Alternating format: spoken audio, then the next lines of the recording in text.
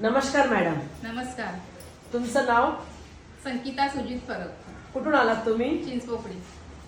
Okay. Stay fine मध्ये कधी join सभासद झाला?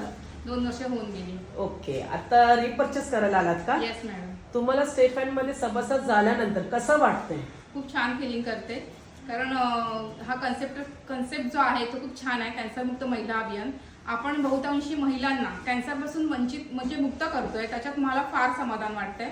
त्यासाठी मी क्षेत्रामध्ये आली आहे. ओके. आता हे जे प्रोडक्ट्स घेतलंय रिपर्चेस, ते कोणाला देण्यासाठी घेतलंय की स्वतःसाठी घेतलंय? येस, देण्यासाठी आहे. क्या बात आहे. आतापर्यंत तुम्ही रिपर्चेस मध्ये सेल करून म्हणजे 1 to 1 करून किती इन्कम घेतला?